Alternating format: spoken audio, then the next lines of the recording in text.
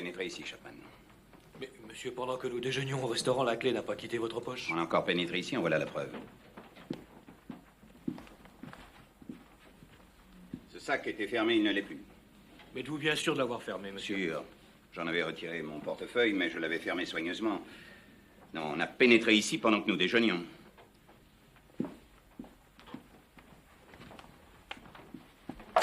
Allô? Allô, mademoiselle? Voulez-vous me demander à la préfecture de police le service de la sûreté? Non, je ne raccroche pas. Allô, oui? Je voudrais parler au chef de la sûreté. Ici, monsieur Kesselbar. Monsieur Lenormand est au courant. Il n'est pas là? À qui ai-je l'honneur de parler? Monsieur Gourel, inspecteur de police.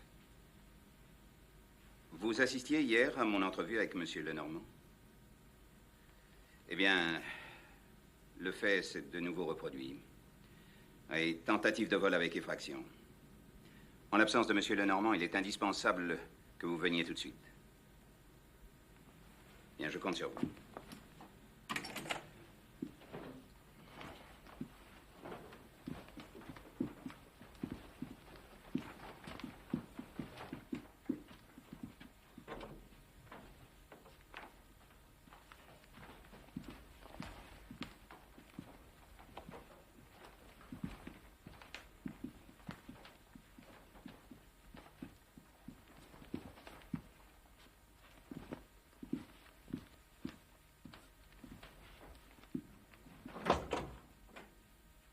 Et vous-même, Chapman, l'appartement de ma femme est hermétiquement clos.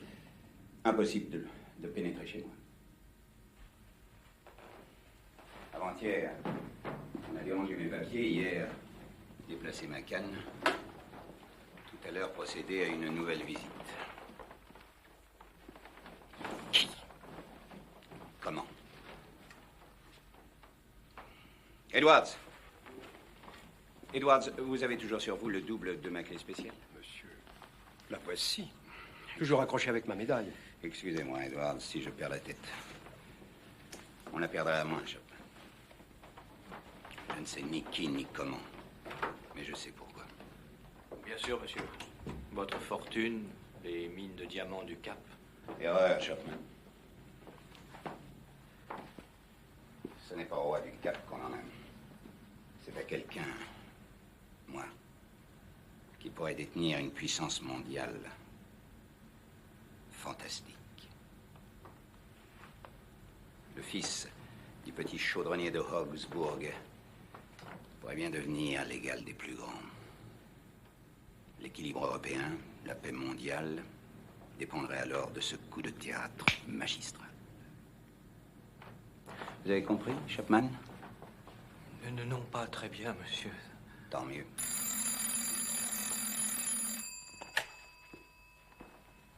Alors oui, de la part de qui? Le colonel? Oui, c'est moi. Vous avez du nouveau? Vous avez pu éclaircir un peu l'affaire? Bien. Oui, venez, tout de suite. Non, nous ne serons pas dérangés, je donne les ordres nécessaires.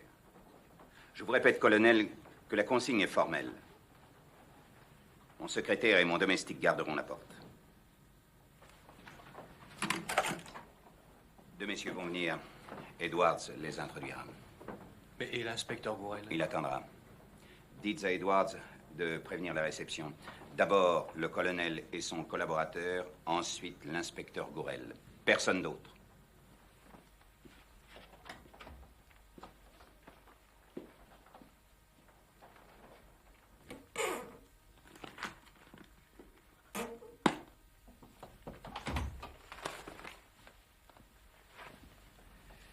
Finissons le courrier.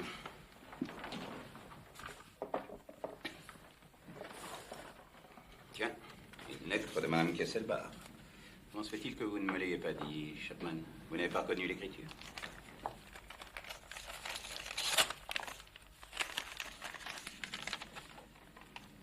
Un peu lasse, je ne quitte pas ma chambre. Je m'ennuie. Quand pourrai-je vous rejoindre? Votre télégramme sera le bienvenu. Vous avez envoyé un télégramme ce matin, Chapman? Bien sûr, monsieur. Elle sera là demain matin. Deux messieurs demandent monsieur. Ce sont les personnes Je qui... sais, elles sont dans l'antichambre. Oui, monsieur. Bien. Jusqu'à leur départ, ne laissez entrer personne. Vous, Chapman, allez les recevoir et leur dire que je souhaite d'abord parler au colonel. Seul.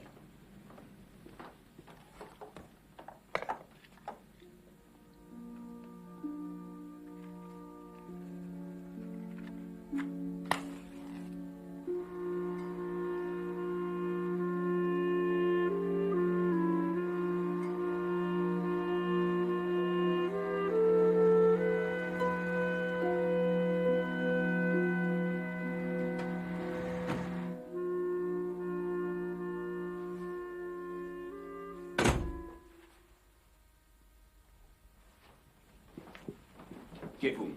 Qui je suis? Le colonel. Non. Celui que j'appelle ainsi. Celui qui m'écrit sous cette signature de convention, ce n'est pas vous. Si, l'autre n'était que... Mais cher monsieur, tout cela n'a aucune importance. Vraiment aucune. L'essentiel, c'est que moi, je sois moi. Et je vous jure que je le suis. Mais enfin, monsieur, votre nom? Jusqu'à nouvel ordre, le colonel. Chapman! Enfin, cher monsieur, nous avions rendez-vous. Je suis ici. Ma compagnie ne vous suffit pas? Chapman! Chapman, Edwards! Allons. Monsieur, je vous ordonne de me laisser passer! Mais, cher monsieur, qui vous en empêche? Chapman! Edwards!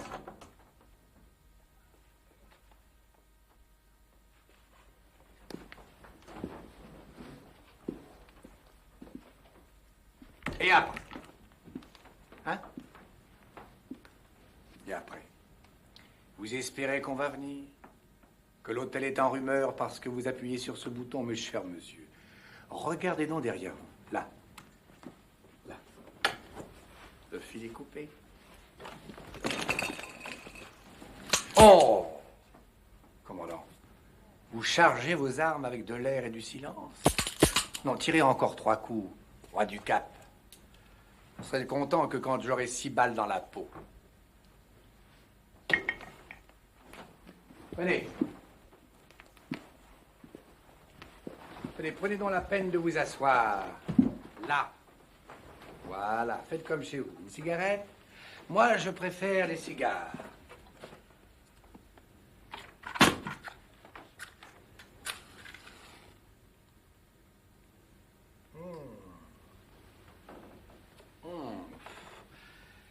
Je vous remercie.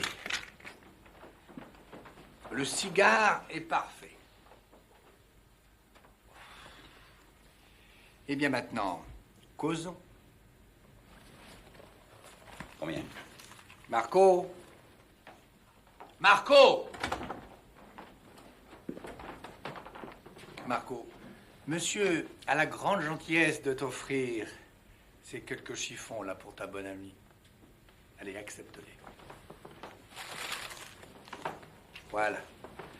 La question est réglée maintenant. Alors, voyons l'objet de ma visite.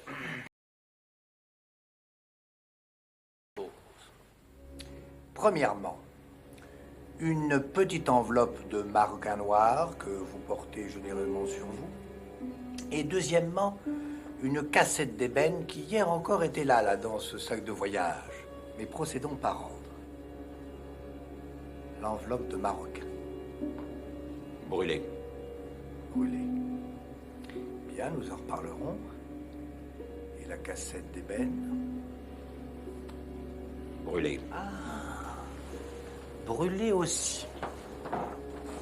Dites-moi, mon bon ami, vous payez ma tête, hein? Hier, Rudolf Kesselbach, hier, vous entriez au Crédit Lyonnais sur le boulevard des Italiens. Vous dissimuliez un paquet dans votre par-dessus, hein? Vous avez loué un coffre. Précision, le coffre numéro 6. Travée numéro 9.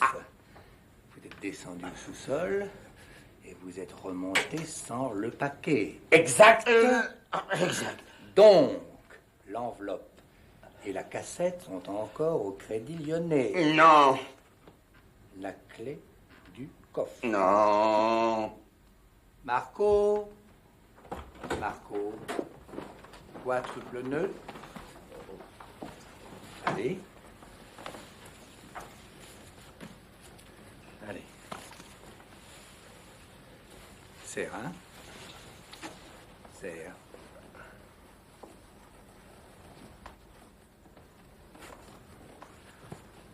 Là, fouille maintenant, fouille.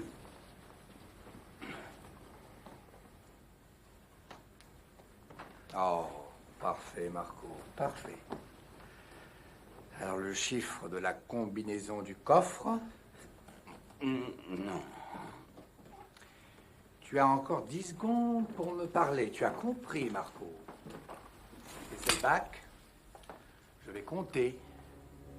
1, 2, 3, 4, 5, 6... Ah! Tu veux parler? Ah, il était temps. Alors, le chiffre et le mot de la serrure? Dolor.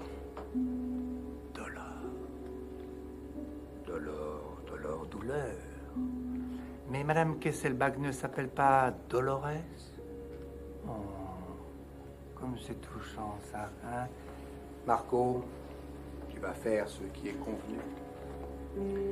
Tu rejoins Jérôme, tu lui remets la clé, tu lui donnes le mot d'ordre, vous allez ensemble à la banque, Jérôme entre tout seul, signe le registre, descend au sous-sol et prendra tout ce qu'il veut et tout ce qu'il trouve, d'accord?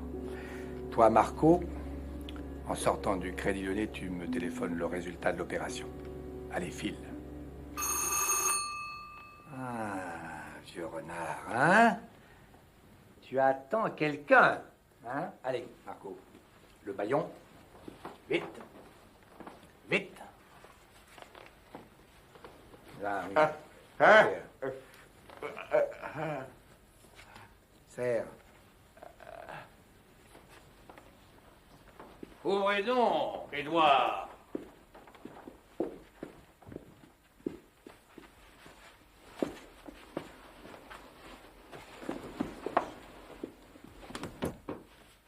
Allez, retourne au salon.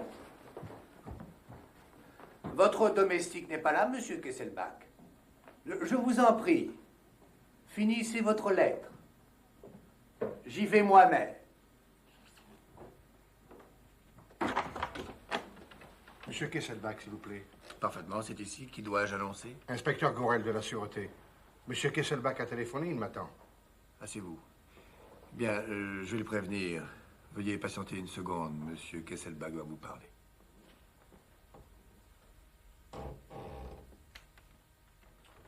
Nous sommes fichus. C'est Gourel, le flic. Mais non, parle, mon Dieu, Marco, parle. Réponds-moi comme si tu étais Kesselbach. Tu entends? Tu es Kesselbach.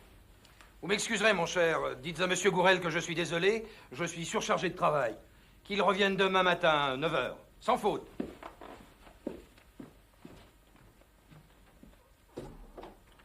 Monsieur Kesselbach vous prie de l'excuser. Il achève un travail urgent. Vous est-il possible de repasser demain matin à 9 h? Soit, demain matin à 9 h. Mais tout de même... Bon, 9 h. Je serai là.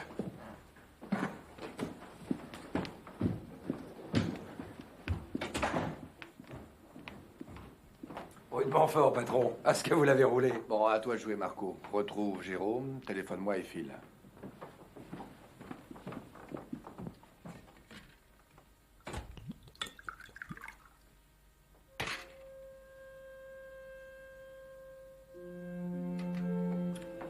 Il faut pourtant, monsieur Kesselbach, que j'ai l'honneur de me présenter à vous. Arsène Lupin, gentleman cambrioleur.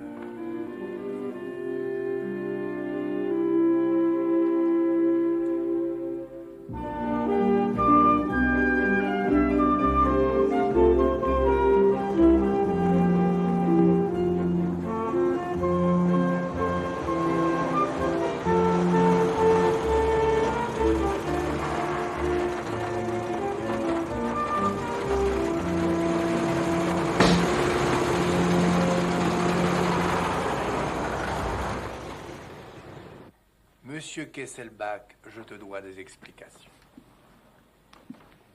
Tu te demandes pourquoi je suis venu là. Très bien. Il se trouve que je m'intéresse de très près à quelqu'un que tu recherches, toi aussi. Son nom, Pierre le Duc.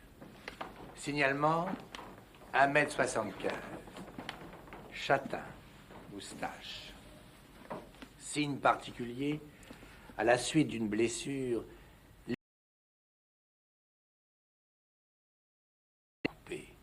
en outre, une cicatrice presque effacée sur la joue droite.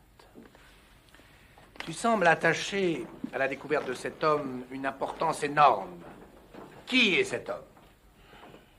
Je ne sais pas de qui vous voulez parler. Menteur. Le jour même de ton arrivée, tu as contacté un nommé Barbareux, directeur d'une agence de renseignement confidentiel. Et comme tu agissais à l'insu de ton secrétaire Chapman, le sieur Barbareux, qui communiquait avec toi ou par lettre ou par téléphone, s'appelait le colonel. Tu lui as demandé de rechercher dans les bas-fonds de Paris ce Pierre le Duc. Non, non, non, ne proteste pas. J'ai la chance de compter parmi les employés de Barbareux un de mes meilleurs amis. L'objet de ta recherche a sans doute pour toi une très grande importance, car tu as agi dans le plus grand secret, ce qui explique les quelques visites domiciliaires que je t'ai rendues à l'aide de fausses clés. Qui est ce Pierre le Duc? Je ne sais pas. Tu t'obstines à mentir. 2 fois devant Barbareux. Tu as consulté ces papiers enfermés dans l'enveloppe de Marocain. Où est l'enveloppe? Brûlé. Brûlée. Décidément, c'est une idée fixe chez toi.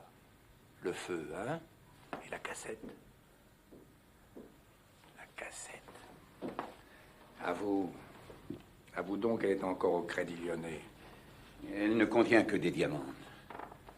Les 200 plus beaux de ma collection personnelle. Ah, c'est une fortune. Dis donc, vieux bandit, hein? Ton secret vaut encore plus? Eh bien, je suis prêt à te laisser les diamants contre lui. Comme tu voudras, monsieur Kesselbach. Comme tu voudras. Nous serons renseignés dans une demi-heure.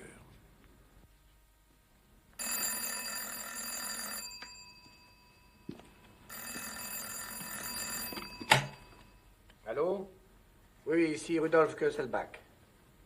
Oui, mademoiselle, oui, passez-moi la communication. Bon, c'est toi, Marco? Oui, ça s'est bien passé? Sans problème, patron. Qu'est-ce que tu as ramassé? La cassette, patron. Rien d'autre qu'un papier? Non, rien d'autre, chef. Et la cassette est pleine de diamants. Ah, ils sont beaux les diamants, au moins? Les plus beaux que j'ai jamais vus. Bon, attends-moi une minute, il faut que je réfléchisse. Ne quitte pas, hein? Dites-moi, monsieur Kesselbach, tu y tiens tes diamants? Oui, énormément. Tu m'y rachèterais? Peut-être. Combien? 500 000? 500 000, oui. Ah oui, seulement voilà le hic. Comment se fera l'échange? Un chèque, tu me rouleras. Alors écoute, demain matin, tu passes à la banque pour prendre l'argent. Tu vas te promener au bois près d'Auteuil. J'y serai là avec tes bijoux. Dans un sac. C'est plus commode. Une cassette, ça se voit trop. Non, non. Je veux la cassette. Tu es tombé dans le panneau. Les bijoux, tu t'en fiches. Mais la cassette, tu y tiens comme à la prunelle de tes yeux. Allô, Marco, tu m'écoutes? Bon, regarde la cassette. Qu'est-ce qu'elle a de particulier? C'est de l'ébène incrusté d'argent. Oui, oui, je connais ça, oui. Style égyptien, Faubourg Saint-Antoine. Bon. Pas de double fond? Pas de marque? Si, une marque commerciale. Ah, le prix sans doute, plus d'importance. Mais pas de double fond? Non, non, rien d'autre, chef. Ah, il y a une glace dans le couvercle. Glace dans le couvercle? Une glace dans le couvercle, nous brûlons. Ça coulisse, non? Brise-la, je te dis. Casse tout, t'entends? Il y a une enveloppe, chef. Attendez, je vais vous lire l'inscription. Alors, copie de la lettre contenue dans la pochette de Marocain Noir. Bah ouvre-la, bon Dieu.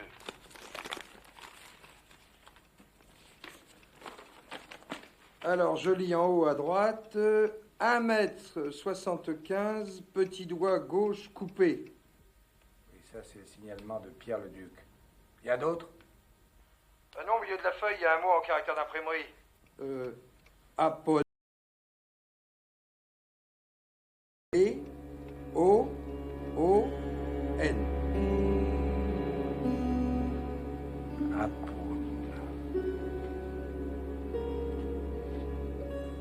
Bon, mon petit Marco, tu laisses ce papier tranquille. Tu ne touches ni à la cassette ni au diamant. Oui, je serai là dans 20 minutes. Bon, n'oublie pas de m'envoyer l'auto. Parfait, à tout de suite.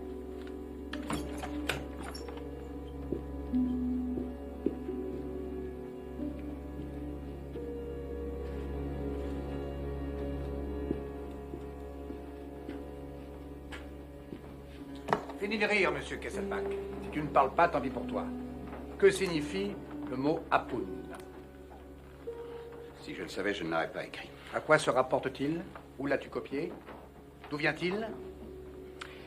Écoute, Kesselbach, je vais te faire une proposition de devenir associé dans cette affaire. J'ai besoin de toi, tu as besoin de moi, parce que sans moi, tu ne t'en sortiras pas. Barbareux est un niais, et moi, je suis Lupin.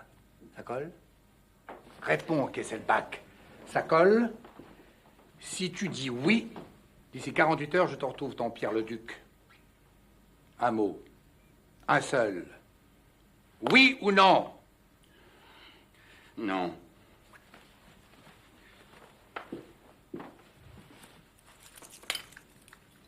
Il est 3h moins 8.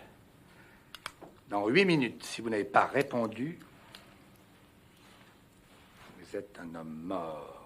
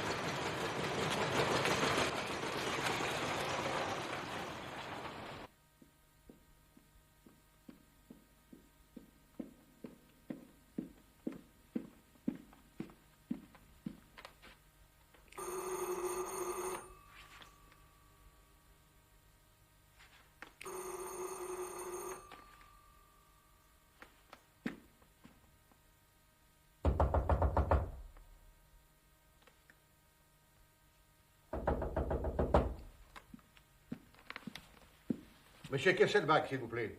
Voilà 10 fois que je sonne. Monsieur Kesselbach n'a pas couché là. Nous ne l'avons pas vu depuis hier après-midi. Ben oui, mais son secrétaire, son domestique. Nous ne les avons pas vus non plus. Monsieur Kesselbach n'est pas à l'hôtel ici. Il est chez lui dans son appartement particulier. Son service est assuré par son domestique et nous ne savons rien de lui.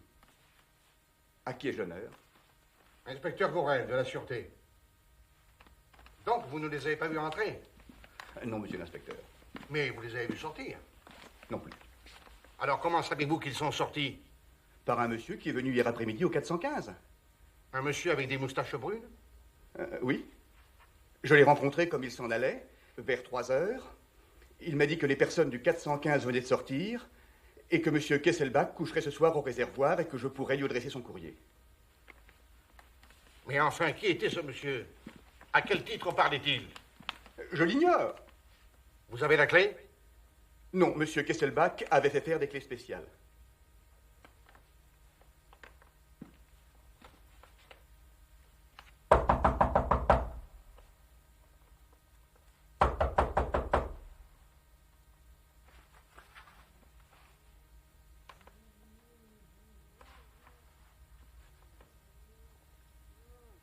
Écoutez, c'est très net. On dirait des plaintes, des gémissements. Vite, vite, un serrurier! Un serrurier! Pourquoi n'entrerait-on pas par l'une des chambres contiguës? Elle communique avec l'appartement? Oui, mais les portes de communication sont toujours verrouillées des deux côtés. Bon, je téléphone à la sûreté.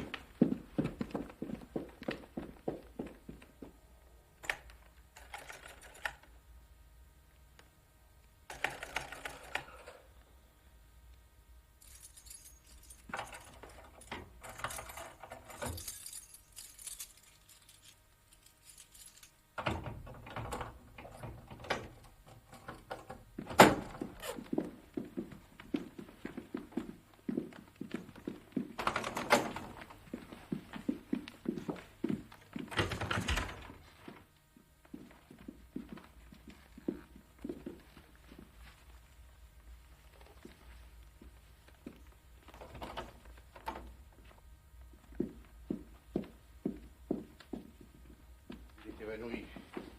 Il a dû faire des efforts qui l'ont exténué pour se délivrer.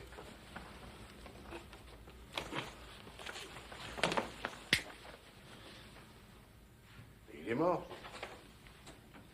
Et les mains sont glacées. Et regardez les yeux. Un crime. Allez.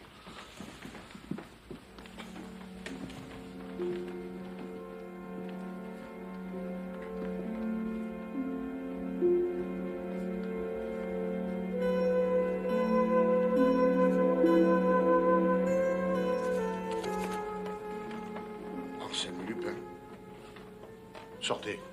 Sortez tous. Que personne ne reste dans ce salon ni dans la chambre. Qu'on transporte et qu'on soigne les autres victimes dans une autre pièce. Sortez tous. Et ne touchez plus à rien. Hein. Le chef va arriver.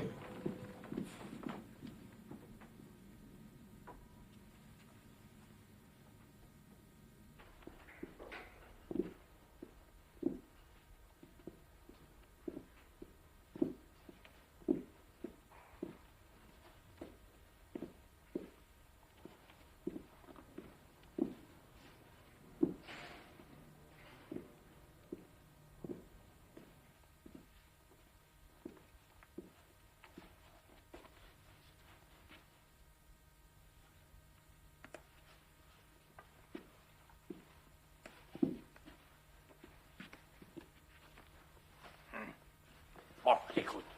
Eh bien, chef, je veux dire, monsieur Lenormand, j'avais rendez-vous ce matin avec monsieur Kesselbach. J'étais déjà venu hier, mais il m'a fait dire de revenir aujourd'hui. Et quand je suis arrivé, la porte était fermée à clé. Alors, j'ai fait appeler un serrurier, et j'ai découvert le domestique et le secrétaire officiel et Kesselbach mort. Et ça, épinglé à sa cravate.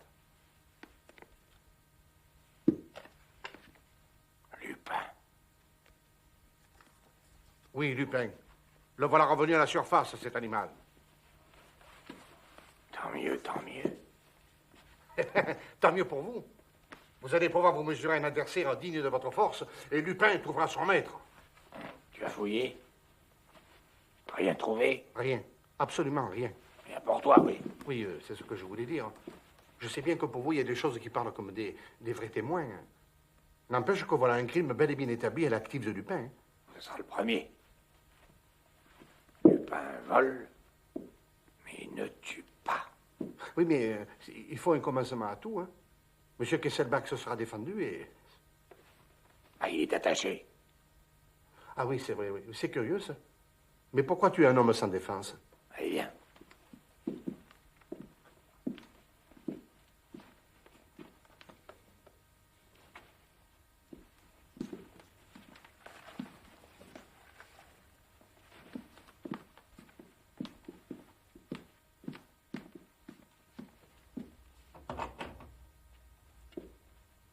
Les fenêtres de cette chambre et du salon étaient fermées quand je suis entré, chef. Fermé ou poussé? Ah non, personne n'y a touché. Or, elles sont fermées.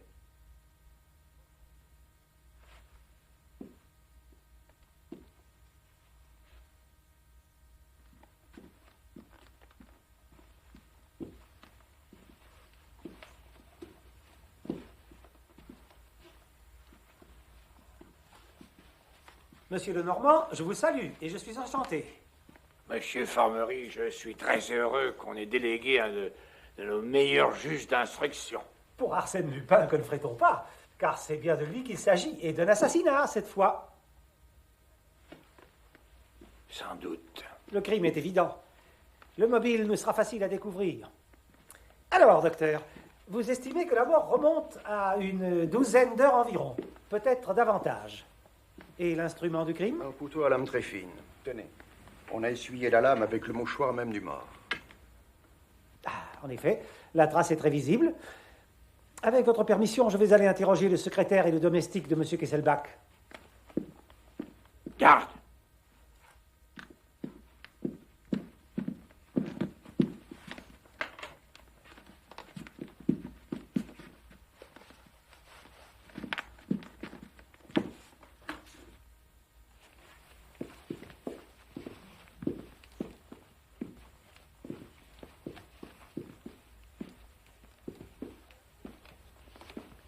Il y a un complice, monsieur Lenormand.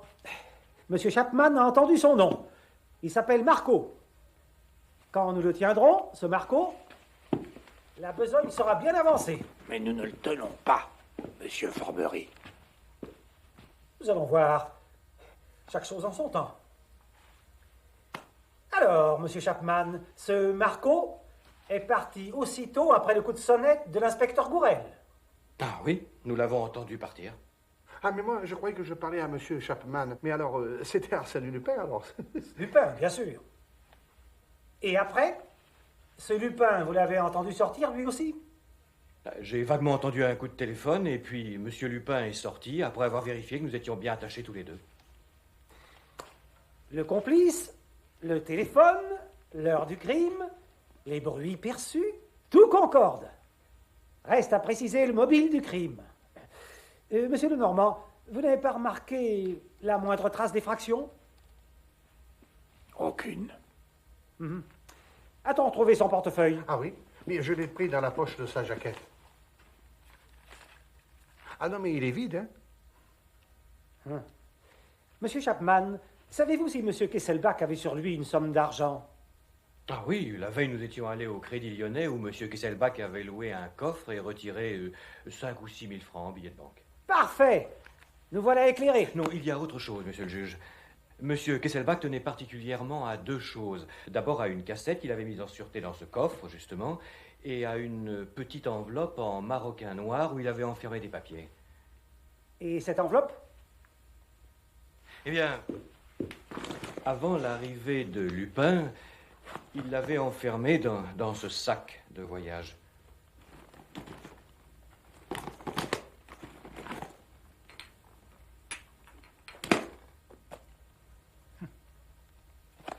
Allons, tout s'enchaîne. Nous connaissons le coupable, les circonstances et le mobile du crime. Nous sommes bien d'accord sur tout, monsieur Lenormand? Sur rien, monsieur Formery. Je ne suis d'accord sur rien. Monsieur Kesselbach a d'abord été bâillonné, et puis volé. Comment? Pourquoi Arsène Lupin, qui n'a jamais tué personne, qui n'a jamais commis un seul crime, aurait-il tué un homme réduit à l'impuissance et déjà dépouillé? Chacun son système. Je serais curieux de connaître le vôtre. Je n'en ai pas. Messieurs, voulez-vous me montrer les autres pièces de l'appartement, s'il vous plaît?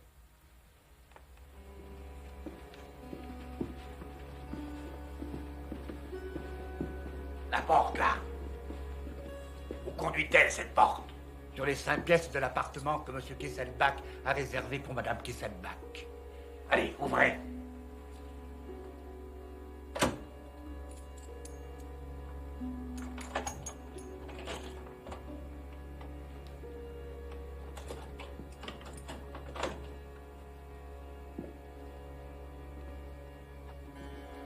Celle-là.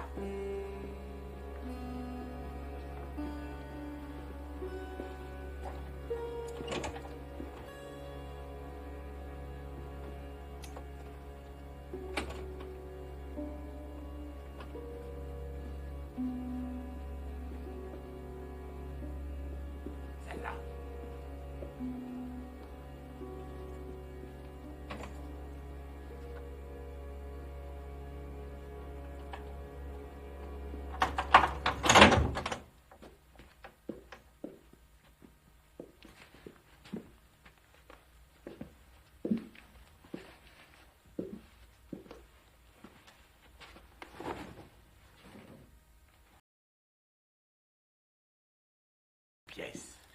À 6 heures hier soir. T'as rien remarqué? Oh non, rien. Et ce matin? Ce matin, j'ai ouvert les fenêtres pour arriver, sur le coup de 8 heures. T'as rien trouvé? Oh non, rien. Ah, j'y pense. J'ai ramassé près de la cheminée un étui à cigarette que je me proposais de vous rapporter ce soir au bureau. Vous l'avez sur vous? Mais il est dans ma chambre. C'est un étui en acier bruni. D'un côté, on met le tabac et le papier à cigarette, et de l'autre, les allumettes. Il y a 2 initiales à nord, je crois. Un L et un M. Un étui en acier bruni, avez-vous dit? Oui, monsieur. Allez me le chercher. Mais... Je veux le voir, me rendre compte moi-même. Bon, allez. Monsieur le directeur, nous sommes bien au 420 ici. Oui, monsieur. Je ne vois pas le rapport entre cet incident et le drame. 5 portes fermées nous séparent de la pièce où Kesselbach a été assassiné. Monsieur le directeur, où couche votre employé? Au 6e, sur la rue de Judée. C'est drôle qu'il ne soit pas encore revenu. Veuillez avoir l'obligeance d'envoyer quelqu'un. J'y vais moi-même. Je vais avec vous.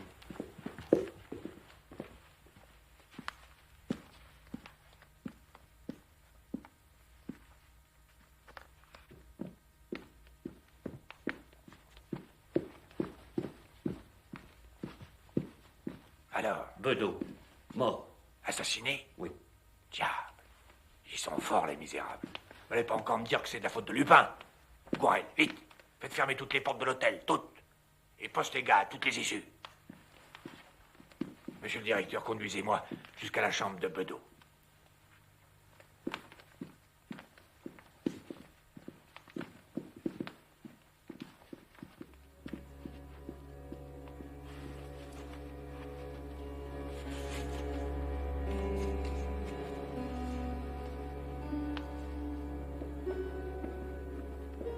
Pardon. Pardon.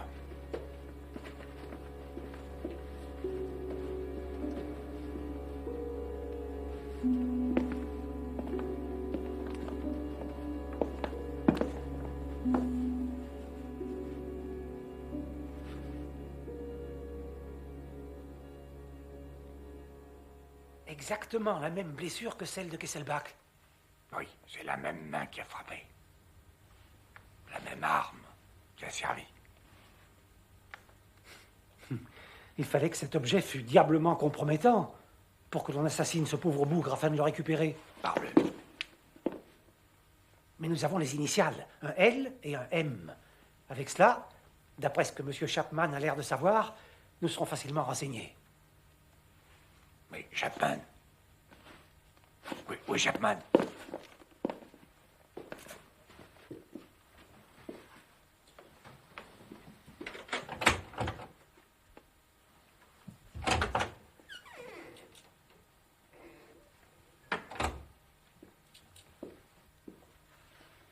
Monsieur Chapman m'avait accompagné. Non, je l'avais laissé près du cadavre.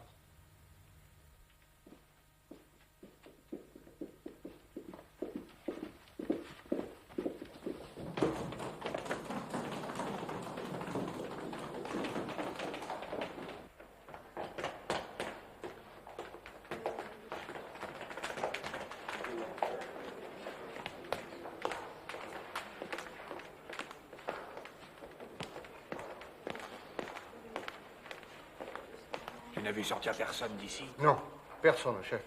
Ni de l'autre côté, par la porte qui donne sur... Des ordres formels? Oui, chef. Oui, je suis sûr que l'assassin est encore dans l'immeuble.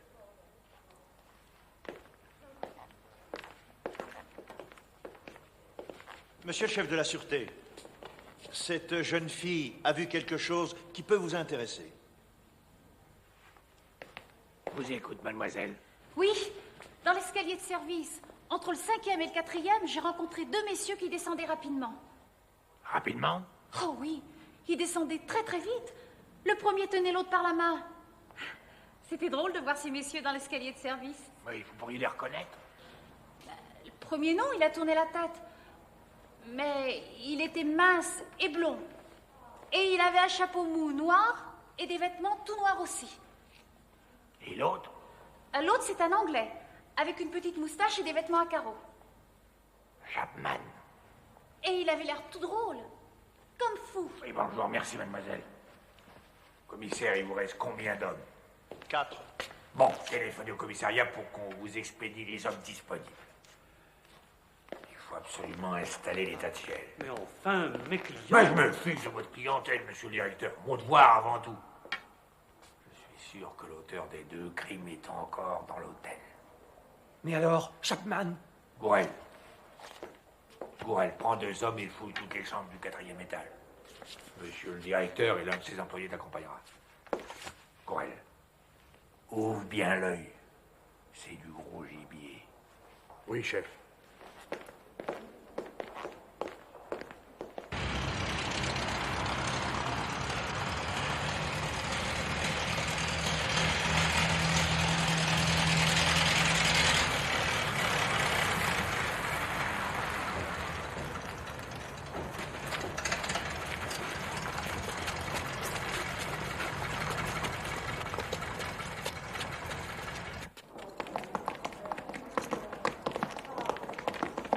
Bon, vous, là, vous montez au 3e étage, je vous rejoins.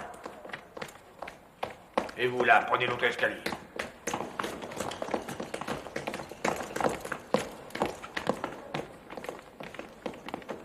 Monsieur le chef de la sûreté, Madame Kesselbach vient d'arriver. Elle est au courant? Oui. Edward, c'est avec elle, il lui a parlé. Bon, veuillez avoir l'obligeance de me conduire jusqu'à elle.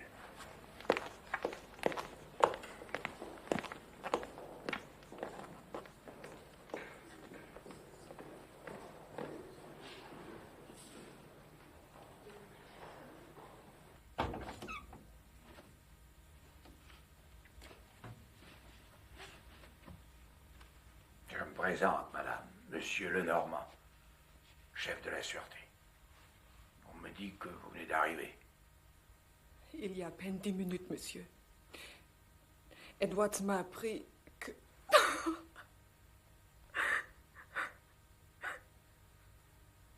C'est horrible.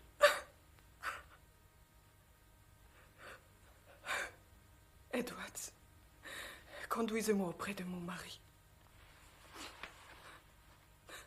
Je vous demande pardon, monsieur. C'est moi, madame, qui vous demande pardon.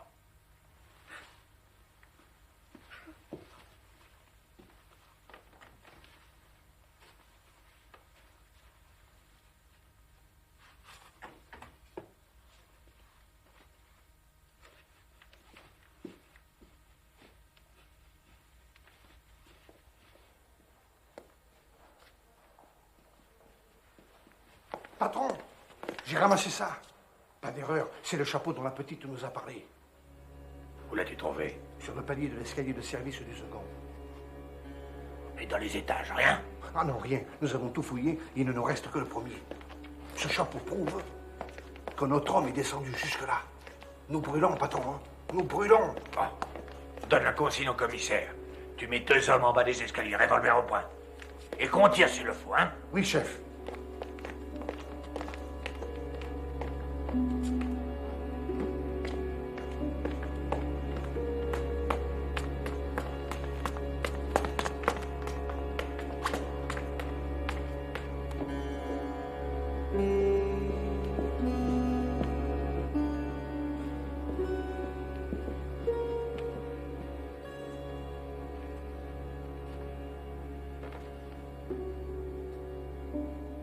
Qui est-ce? Un Anglais, monsieur, le major. Il n'a pas quitté sa chambre.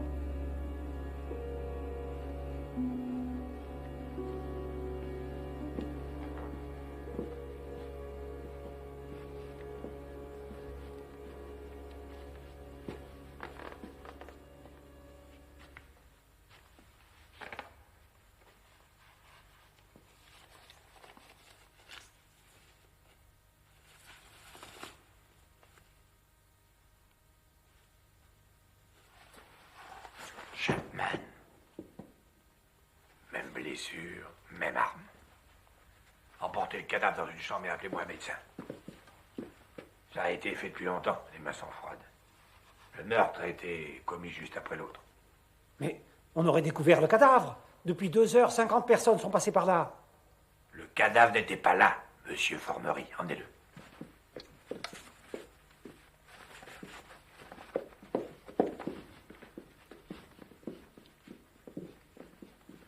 Alors, Chef, on a trouvé ça en bas, dans le hall de l'hôtel, sur une chaise.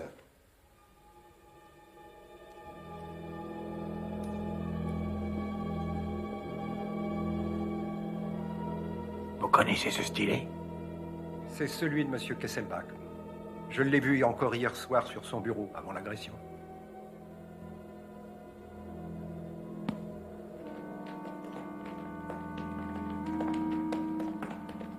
Monsieur le directeur, vous devez être soulagé. J'ai levé la consigne. J'ai donné ordre que les portes soient libres. Vous pensez donc que Lupin a pu filer? Enfin, qui vous parle de Lupin? Je suis sûr que l'auteur des 3 crimes est encore dans l'hôtel. Et vous le laissez filer? Celui des clients de l'hôtel qui partira sans ses bagages et qui ne reviendra pas sera le coupable. Monsieur le directeur, voulez-vous m'emmener jusqu'à la réception? Je voudrais consulter la liste des départs et des arrivées. Merci. On vient d'apporter par la poste ce colis pour Monsieur Kesselbach. Vous permettez?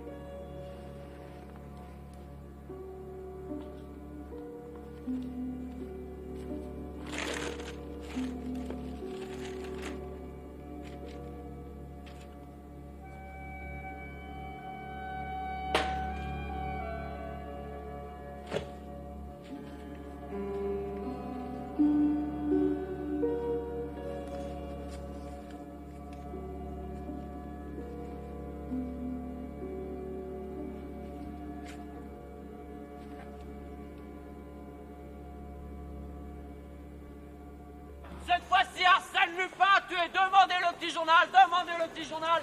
Dans les yeux, merci. Réapparition de Lupin. On demande un châtiment exemplaire. Lupin a tué. Réapparition de Lupin en première page. Lupin a tué. Tenez, monsieur, merci. L'opinion publique demande un châtiment exemplaire. Arsène Lupin a tué cette fois-ci.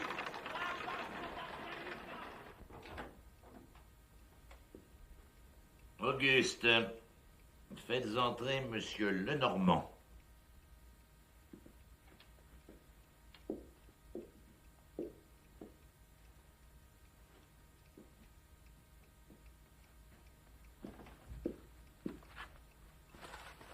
Je pense qu'il est inutile de vous dire pourquoi nous sommes ici, Monsieur le procureur général, Monsieur le préfet de police et moi-même. Et pourquoi nous vous avons fait appeler? Monsieur le ministre, faites-moi l'honneur de croire que j'attendais votre appel. Vous pouvez imaginer sans peine que nous sommes extrêmement ennuyés. Ah, bah, je l'imagine, mais je suis à votre entière disposition. Dieu merci, nous n'en doutons pas. Alors, Lenormand, où en êtes-vous? Que pouvons-nous espérer? Bien, dans l'état actuel de l'enquête, nous ne pouvons avoir que des présomptions fragiles. Comment? Vous? Habituellement si intuitif. Messieurs, nous sommes en présence d'une affaire de première grandeur, susceptible de développements importants. Vous croyez? Ah, je suis formel et pour tout vous dire, nous sommes en présence d'un adversaire redoutable et dangereux. Lupin. Je demande la tête de Lupin. L'arrestation. L'arrestation, je m'en charge. La tête, c'est de votre ressort, monsieur le procureur. Quand pensez-vous procéder à son arrestation? Oh, le plus tôt possible, monsieur le ministre, depuis le temps qu'il me nargue enfin une magnifique occasion de mettre la main sur lui. Mais quand nous l'aurons de mettre la main sur l'assassin. Qu'est-ce que vous nous chantez là, Lenormand? Arsène Lupin, gentleman cambrioleur, n'est pas l'auteur de ces 3 crimes. D'abord, il n'a pas de sang sur les mains, il n'a jamais tué une mouche. Ensuite, ce que Nous savons l'assassin par la petite bonne qui l'a vu aussi entraînant Chapman dans l'escalier ne correspond à rien à la taille de Lupin ni à sa silhouette. L'homme que Gourel et le valet Edwards ont vu répond exactement au signalement de Lupin. Mais Lupin n'est pas l'assassin. C'est un autre. Qui?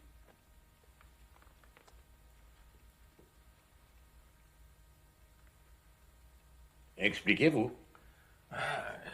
Je ne sais pas ce que contenait la cassette que Lupin a dérobée et que nous avons retrouvée vide avec la fameuse étiquette bleue, ni le portefeuille volé par l'assassin retrouvé également vide avec la même étiquette, tombée probablement.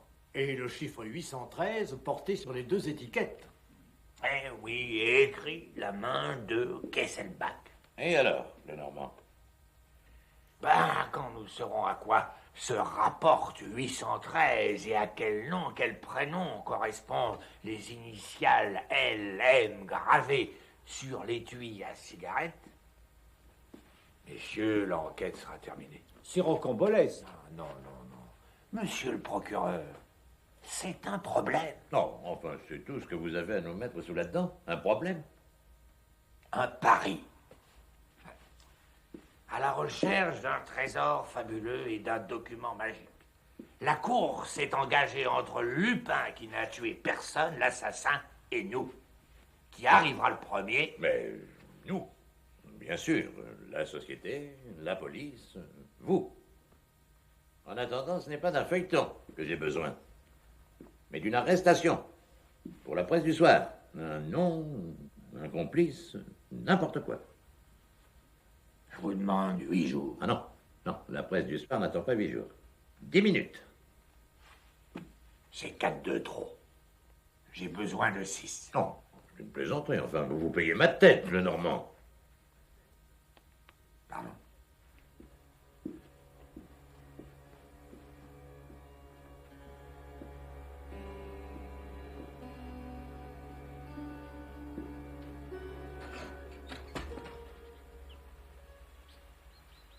Monsieur le procureur, veuillez avoir l'obligeance de signer un mandat d'arrêt au nom de Delron, Auguste Maximin, 47 ans. Vous laisserez la profession en blanc.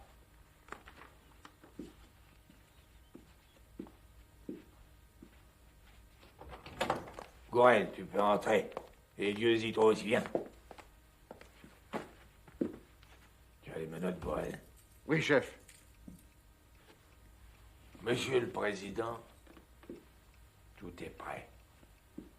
La première personne qui entrera dans ce bureau sera la personne dont vous avez demandé l'arrestation. Contre mon gré, je tiens à le préciser. Plus que 15 secondes, le Normand. La première personne. Monsieur le procureur, vous avez mis votre signature. Plus que 10 secondes, le Normand. Monsieur le Président, appuyez sur la sonnette, s'il vous plaît.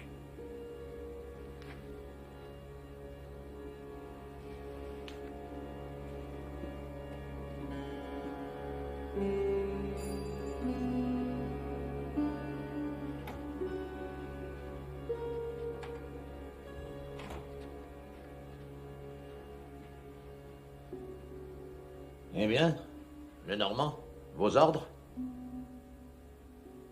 Mais qui doit-on introduire? Personne. Bon. Et ce coquin dont vous me promettez l'arrestation? Il est ici. Ah, je ne comprends pas, personne n'est entré. Quelqu'un est entré. De qui vous moquez-vous? Nous étions 6. Nous sommes 7. Quelqu'un est entré. Mais vous êtes fou. Que voulez-vous dire? Au nom de la loi, Delron, Auguste Maximin, chef des huissiers à la présidence du Conseil, je vous arrête, monsieur le procureur. Voulez-vous être assez aimable pour ajouter sur votre mandat la profession du sieur Delron? Chef des huissiers à la présidence du conseil. Non, mais vous êtes complètement fou. Enfin, le public veut une arrestation et qu'est-ce que vous lui flanquez à la tête, mon chef des huissiers, Auguste, un serviteur modèle? Enfin, vous avez perdu la raison. Tu es fait, d'aileron. Carte sur table. Tu es perdu. Qu'est-ce que tu faisais mardi? Mardi, mais rien, j'étais ici. Tu mens. C'est ton jour de congé. Moi, je vais te dire où tu étais. Tu es parti rejoindre un ami à toi, Marco. Et vous êtes allé au Crédit Lyonnais. Mais quelle idée, Marco! Je ne connais personne de ce nom-là. Et ça, là, tu reconnais? Tu les portais quand tu t'es fait passer pour Kesselbach au Crédit Lyonnais. On les a retrouvés dans la chambre au 5 rue du Colisée. Quelle chambre? J'habite au ministère. Oui, mais c'est là que tu passes pour changer tes vêtements. Pour retrouver la bande à Lupin. Mais je ne comprends pas. Oui, oh, tu ferais mieux d'avouer ça. Hein? Ça, qu'on a retrouvé dans une corbeille à papier du ministère. Des exercices pour imiter la signature de Kesselbach. Tu connais? Oh non, le chien! Ah, le bandit! Non, non. Ne bougez pas, monsieur le président. J'avais prévu ce dénouement. Il n'y a pas de meilleur aveu. Ah, alors, Gourel, il s'est laissé faire? Il a un peu mordu, chef, mais j'ai serré dur. Bravo, Gourel. Bon, tu vas emmener le bonhomme dans un fiacre au dépôt, sans un adieu, monsieur Géraud. Allez. Bien joué, mon cher Lenormand. Mais comment diable avez-vous manœuvré? Oh, de la façon la plus simple, monsieur le président. Je savais que Kesselbach s'était adressé à une agence, l'agence Barbareux. Et pour que Lupin soit dans le coup, il y avait forcément une fuite quelque part. Alors j'ai vite découvert qu'un employé de l'agence avait un ami, un certain Jérôme, qui l'avait mis au courant. Et si vous n'aviez pas surveillé Auguste alias Jérôme, et j'arrivais à Marco et à Lupin. Et vous y arriverez, Lenormand. Et nous allons assister au spectacle le plus passionnant du monde, la lutte entre Lupin et vous. Je parie sur vous. Oh, vous voulez dire entre l'assassin et moi, monsieur le président. Mais je vais bien trouver le secret de ce 813.